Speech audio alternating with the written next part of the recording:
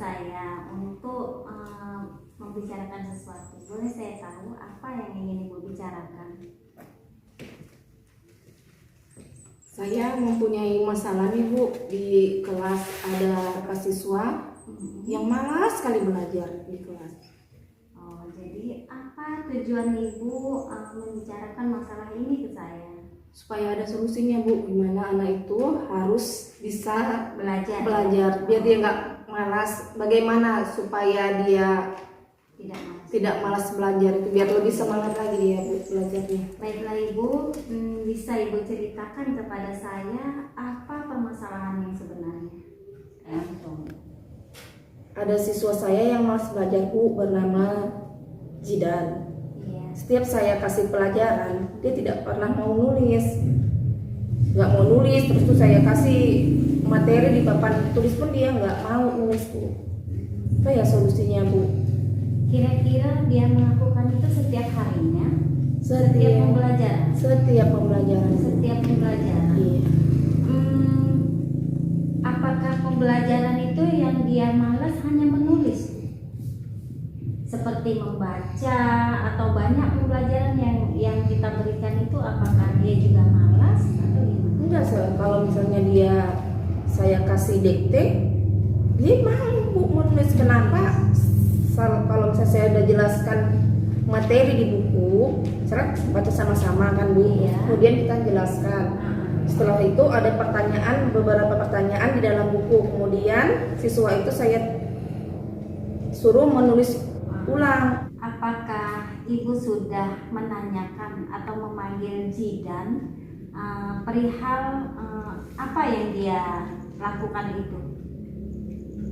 Sudah Bu, sudah saya panggil. Tapi setiap saya panggil dia, kemudian saya bawa buku ke depan, dia mau nulis.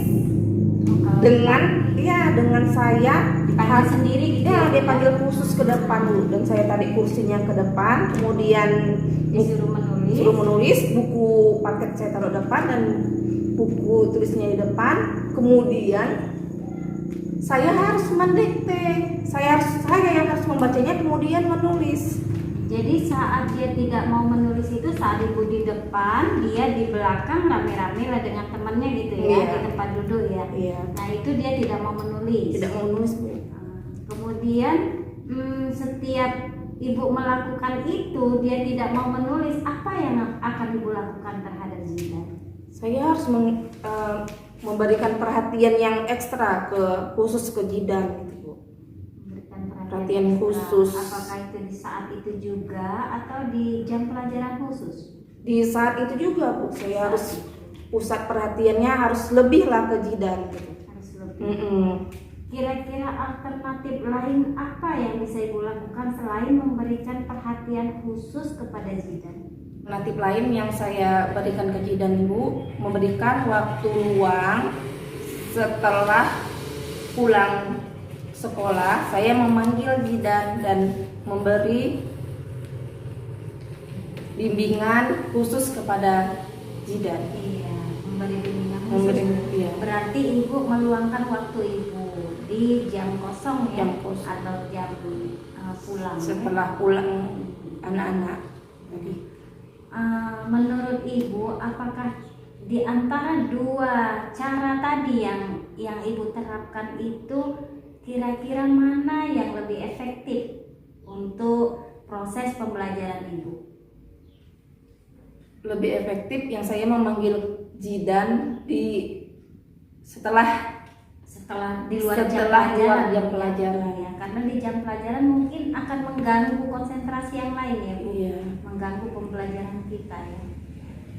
Saya rasa itu sudah baik ya, langkah yang Ibu ambil itu sudah baik.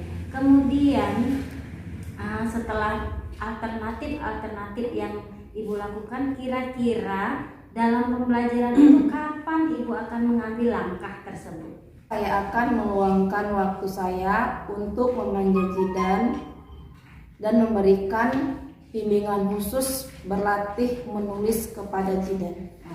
Mantap Bu. Berarti Ibu sudah bisa menyelesaikan masalah Ibu dengan Jidan ya? Iya Bu. Ya. Saya harap apa yang menjadi komitmen Ibu hari ini dapat Ibu jalankan dan menemukan solusi yang terbaik untuk masalah Ibu. Jika ada permasalahan atau terbentur masalah bagaimana membimbing Jidan, saya siap membantu Ibu.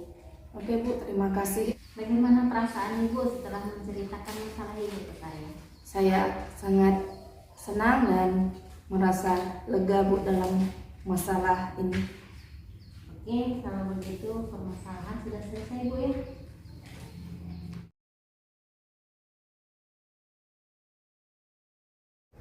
Nah, jadi setelah saya mengikuti jalannya coaching yang dilakukan oleh Ibu Winarti dan rekan sejawatnya, di sini saya mengambil refleksi bahwasannya Ibu Winarti sudah baik dalam melaksanakan proses coaching.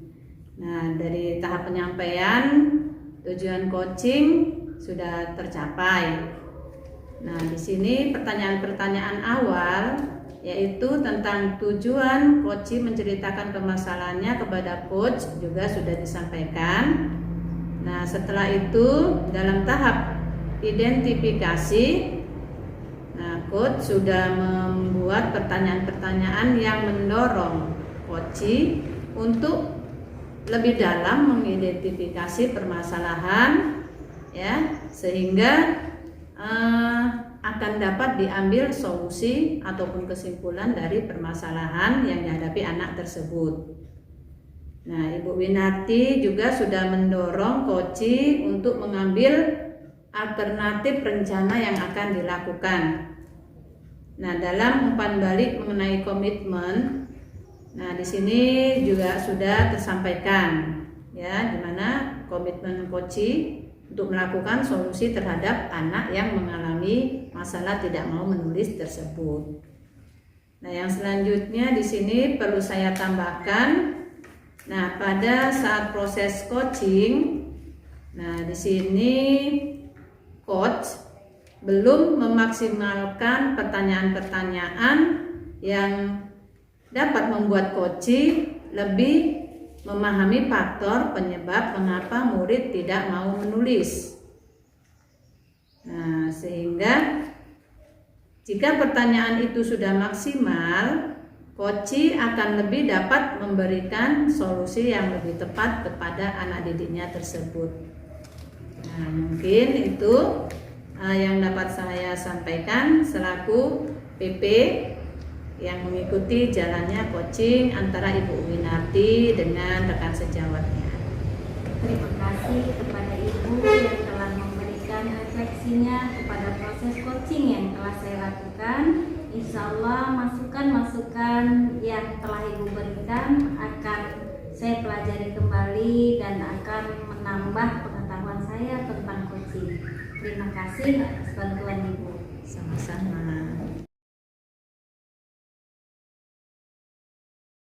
Assalamualaikum warahmatullahi wabarakatuh.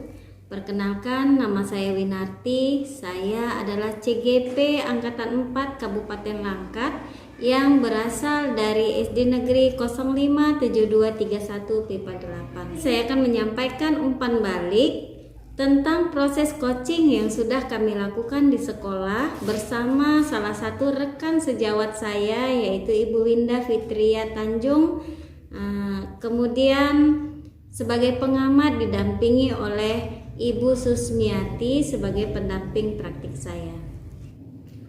Kasus yang dibahas dalam praktik coaching kali ini adalah Ibu Winda mengajar di kelas 1 dan beliau mengalami kendala saat proses pembelajaran, yaitu ada salah satu siswa yang bernama Jidan yang kesulitan untuk mengikuti pembelajaran. Yaitu salah satunya tidak mau menulis dengan baik saat pembelajaran berlangsung. Melalui proses coaching ini, saya coba mendorong Ibu Winda untuk dapat menyelesaikan masalahnya dan menemukan solusi dari permasalahan tersebut.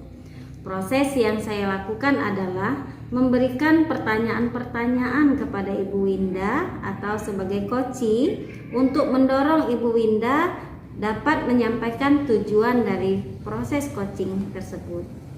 Kemudian mengidentifikasi masalah yang mengarah kepada potensi koci, mendorong koci untuk dapat menemukan rencana aksi dalam penyelesaian masalah yang dihadapinya, dan mendorong koci untuk berkomitmen setelah mengambil keputusan-keputusan dalam menyelesaikan masalah yang dihadapinya. Tindak lanjut yang harus saya lakukan setelah proses coaching tersebut adalah untuk memperbaiki teknik coaching yang saya lakukan. Saya harus memaksimalkan pertanyaan-pertanyaan yang membuat coach lebih reflektif dan memahami dengan jelas faktor penyebab mengapa murid tidak mau menulis, agar coach dapat mengambil solusi yang tepat untuk mengatasi murid tersebut. Tentunya saya akan meningkatkan pengetahuan dan keterampilan saya dalam membuat pertanyaan-pertanyaan, terutama pertanyaan terbuka yang dapat membuat coach lebih reflektif. Demikian refleksi yang dapat saya lakukan dalam pembelajaran teknik coaching kali ini. Semoga ke depan akan lebih baik lagi. Wassalamualaikum warahmatullahi wabarakatuh.